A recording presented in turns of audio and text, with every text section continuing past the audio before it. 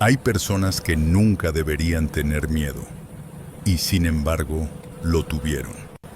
Ella vivía en una casa pequeña, de esas que fueron construidas cuando el barrio todavía era tranquilo, cuando los vecinos se conocían por su nombre y dejaban las puertas abiertas durante el día. Eso fue hace mucho tiempo. Ahora las rejas son más altas, las ventanas tienen barrotes y la gente camina rápido, con la mirada hacia el suelo. Ella tenía 74 años cuando comenzó todo. 74 años de una vida sin aspavientos. Había criado 3 hijos sola. Había trabajado limpiando casas ajenas durante décadas. Había sobrevivido a un matrimonio difícil y a la muerte temprana de su marido. Había aprendido a no quejarse, a resolver, a esperar que las cosas mejoraran solas, porque siempre lo hacían, o al menos eso le habían enseñado. Pero hay cosas que no mejoran solas. Todo empezó con un golpe en la puerta, un golpe fuerte, de esos que hacen temblar el marco de madera. Ella estaba preparando café. Eran las 7 de la mañana. Todavía había sol suave entrando por la ventana de la cocina. Abrió sin pensar demasiado. Del otro lado había un hombre joven, quizá 30 años, quizá menos. Le preguntó por alguien, un nombre que ella no conocía. Ella dijo que ahí no vivía nadie con ese nombre. El hombre se quedó mirándola. No dijo nada más. Solo se quedó ahí, en el umbral, mirándola. Después se fue. Ella cerró la puerta, corrió el pasador y sintió algo que no había sentido en mucho tiempo. Algo frío que le subió por la espalda. Al día siguiente volvió. Esta vez eran 2. Tocaron más fuerte. Ella no abrió. Se quedó quieta en la sala, con el corazón golpeándole en el pecho, esperando a que se fueran. Y se fueron. Pero volvieron al tercer día y al cuarto. Ella llamó a sus hijos. Uno vivía en otra ciudad. El otro trabajaba todo el día. La hija tenía 2 empleos y 3 niños pequeños. Todos le dijeron lo mismo, que fuera a la policía, que denunciara, que no se quedara callada. Y ella fue. La estación quedaba a 6 cuadras de su casa. Tuvo que caminar porque no tenía dinero para un taxi. Llegó sudando, con las manos temblando, con un papel donde había anotado todo lo que quería decir para no olvidarse. Esperó 2 horas sentada en una banca de plástico. Cuando la atendieron, le dijeron que llenara un formato, que explicara lo sucedido, que firmara, que esperara. Le preguntaron si los hombres la habían amenazado directamente.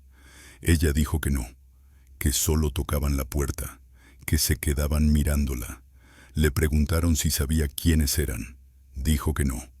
Le preguntaron si tenía pruebas, fotos, videos, testigos. Ella no tenía nada de eso. Le dijeron que harían un reporte, que quedaría sentado, que si volvía a pasar algo, que regresara.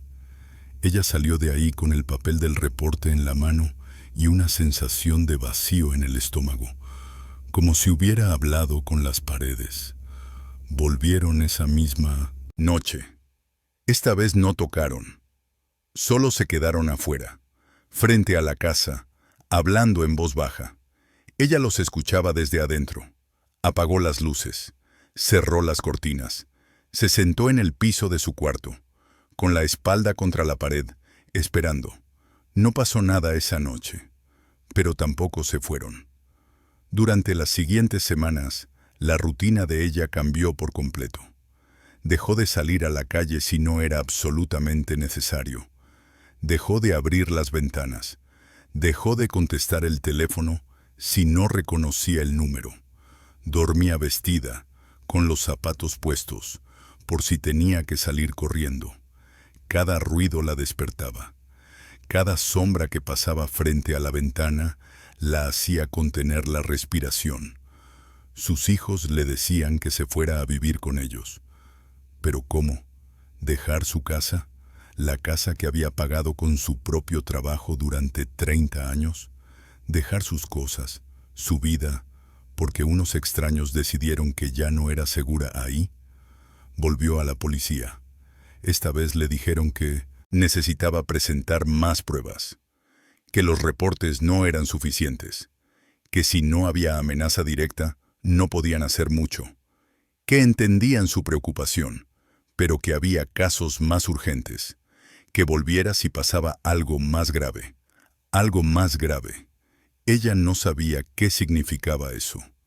No sabía si tenía que esperar a que rompieran la puerta, a que entraran, a que le hicieran daño.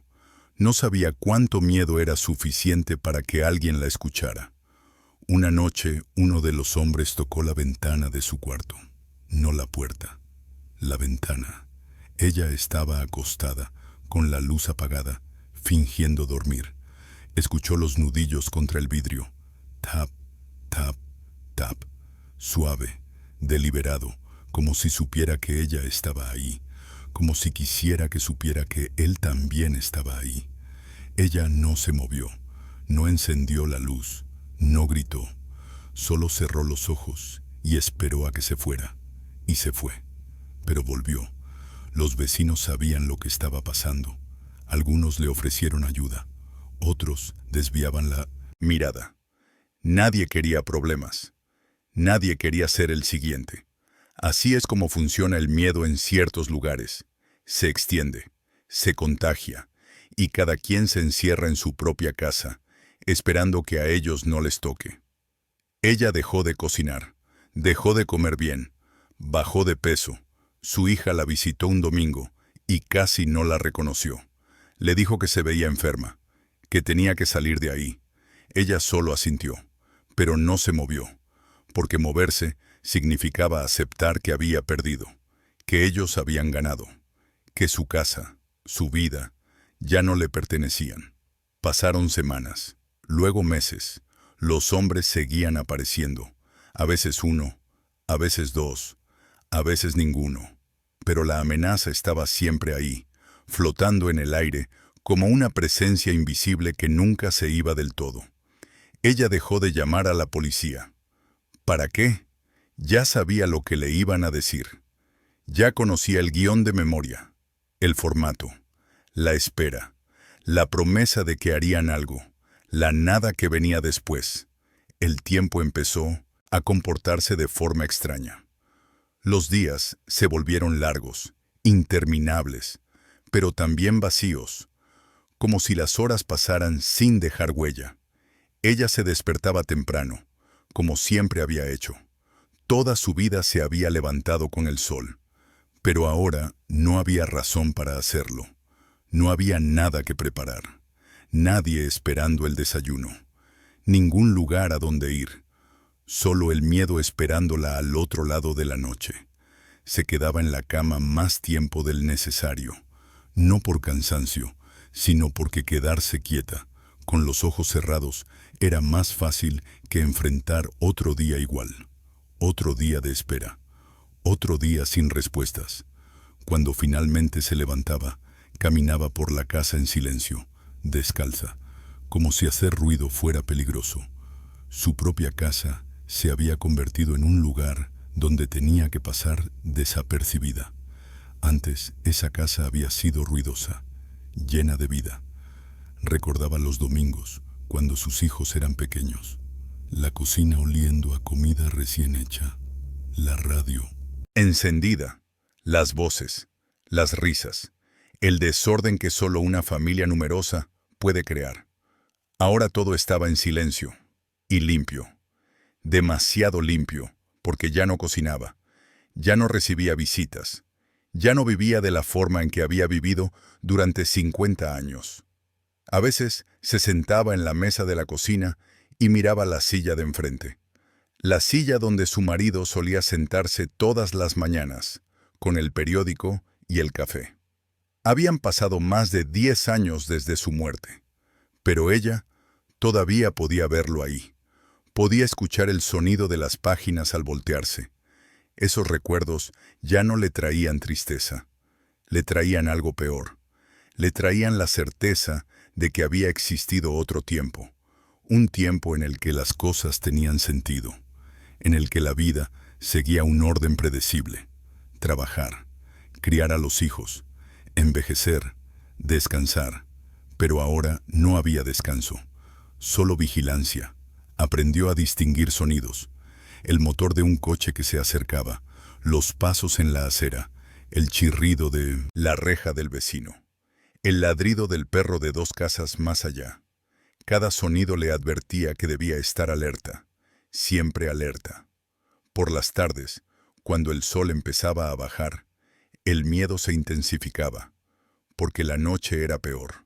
La noche era cuando ellos venían, cuando tocaban, cuando se quedaban afuera, esperando. Ella cerraba todas las cortinas antes de que oscureciera.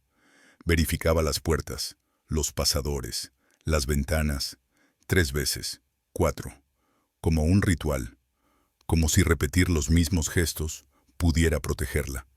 Y después se sentaba, en la sala, con las luces apagadas, esperando. No sabía qué esperaba exactamente, solo sabía que algo podía pasar, y que cuando pasara, estaría sola. Había noches en las que no pasaba nada, noches tranquilas, pero esas noches también eran malas, porque la tranquilidad ya no la reconfortaba, la ponía nerviosa. ¿Por qué no habían venido? ¿Qué estaban planeando? ¿Cuándo volverían? La incertidumbre era peor que la amenaza concreta. Pensaba mucho en sus hijos, en cómo eran de pequeños, en las noches en que se despertaban asustados y corrían a su cuarto. Ella los abrazaba, les decía que todo estaba bien, que no había nada que temer. Ahora era ella quien tenía miedo, y no había nadie que le dijera que todo estaría bien. Sus hijos la llamaban, le preguntaban cómo estaba. Ella decía que bien, que todo estaba tranquilo. No quería preocuparlos, no quería que sintieran que tenían que rescatarla, porque sabía que no podían, que tenían sus propias vidas, sus propios problemas. Y ella había aprendido, hacía mucho tiempo, a no ser una carga. Pero a veces, cuando colgaba el teléfono, se quedaba con el auricular en la mano, mirando la pared, preguntándose qué habría pasado si hubiera sido honesta, si hubiera dicho: tengo miedo, no puedo más, vengan por mí. Pero no lo decía, porque decirlo significaba admitir la derrota. El miedo había dejado de ser un sentimiento, se había convertido en un estado, en su forma de existir. Ya no se sobresaltaba cuando escuchaba un ruido extraño. Su cuerpo se había acostumbrado, se había adaptado, y eso era, quizá, lo más triste, que el miedo se puede normalizar, que el cuerpo humano es capaz de acostumbrarse a casi cualquier cosa, incluso a vivir bajo amenaza constante. Ella seguía respirando, seguía despertándose cada mañana, seguía cumpliendo con los gestos básicos de la supervivencia, pero había una parte de ella que se había apagado, la parte que disfrutaba, la parte que esperaba algo del día. Esa parte se había ido, y en su lugar había quedado algo mecánico, una persona que funcionaba por inercia, porque el cuerpo sigue funcionando aunque el ánimo se haya rendido. Lo peor no era el miedo, lo peor era la soledad de saber que había pedido ayuda y nadie había venido, que había llenado formularios y no habían servido de nada, que había confiado en que el sistema la protegería y el sistema la había olvidado, no con crueldad, sino con indiferencia, y la indiferencia duele más, porque la crueldad al menos te reconoce, te ve, sabe que existes, pero la indiferencia te borra, te convierte en invisible, en alguien cuyo sufrimiento no importa lo suficiente como para que alguien haga algo al respecto. Ella no era invisible, pero se sentía así, sentada en su propia casa, con las cortinas cerradas, esperando que terminara otro día más en el que no pasaba nada, pero tampoco mejoraba nada. Solo el silencio, y la espera, y el peso de saberse abandonada. Una madrugada escuchó que rompían algo afuera, un vidrio, una maceta. No supo qué era, tampoco salió a ver. Solo se quedó ahí, en la oscuridad, con las manos apretadas sobre las sábanas, esperando. Cuando amaneció, vio que habían pintado algo en la pared de enfrente.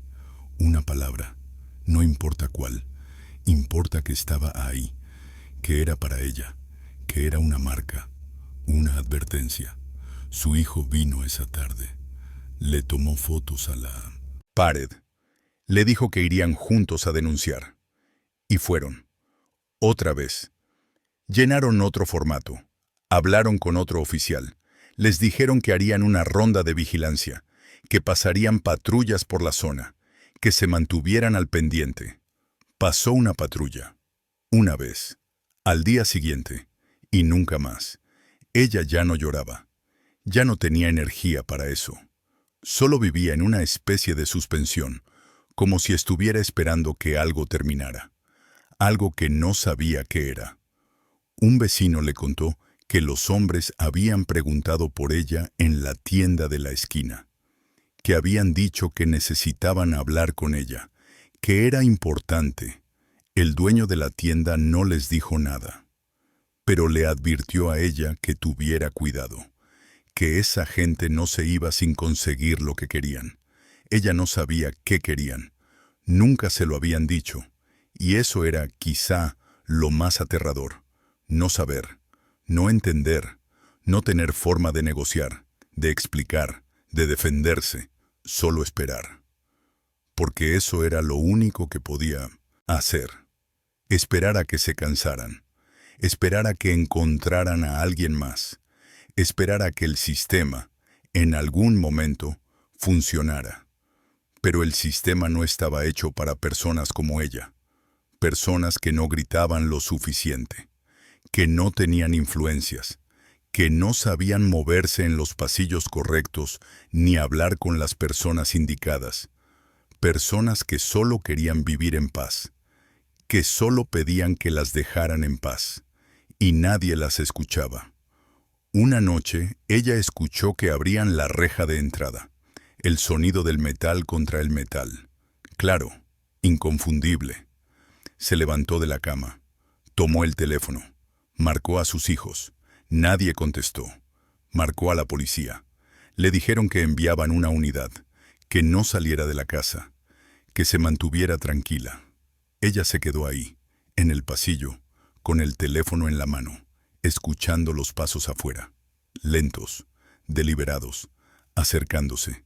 La unidad nunca llegó, no esa noche. A la mañana siguiente, cuando su hija llegó a visitarla, encontró la reja abierta, la puerta principal sin seguro, y a ella sentada en la sala, con la mirada perdida, como si hubiera envejecido 10 años en una sola noche. No le contó lo que había pasado, no con palabras, pero su hija lo supo, lo vio en sus ojos, en el temblor de sus manos, en el silencio que llenaba la casa como una presencia física. Esa misma semana ella hizo su maleta, dejó la casa, dejó sus cosas, dejó 30 años de vida en ese lugar, no porque quisiera, sino porque no había otra opción. Porque cuando el miedo se convierte en algo cotidiano, cuando la amenaza vive contigo en cada rincón, en cada sombra, en cada ruido de la noche, no estás viviendo, solo estás sobreviviendo. Y llega un momento en que sobrevivir ya no es suficiente. Ella se fue a vivir con su hija, a un departamento pequeño en otro barrio. Comparte cuarto con los nietos. Duerme en un colchón en el piso. Ya no tiene sus cosas. Ya no tiene su espacio. Ya no tiene su vida de antes. Pero ya no tiene miedo.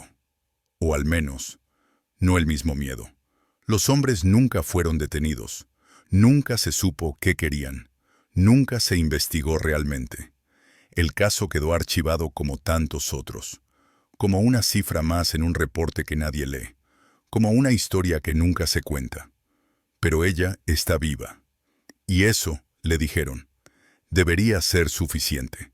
Debería. Hay personas que nunca deberían tener miedo. Personas cuya edad, cuya fragilidad, cuya inocencia deberían ser suficiente protección. Deberían ser suficiente razón para que alguien intervenga, para que alguien haga algo, pero no lo son. Y cuando el sistema falla, cuando las instituciones miran hacia otro lado, cuando las llamadas no se contestan y las denuncias no se investigan, lo que queda es esto: personas comunes, empujadas a situaciones que nunca buscaron, obligadas a tomar decisiones que nunca debieron tomar, abandonando vidas que nunca debieron abandonar. Porque el crimen, a veces, no es solo lo que alguien hace, es también lo que nadie hace. Y hay miles de historias como esta que nunca se cuentan.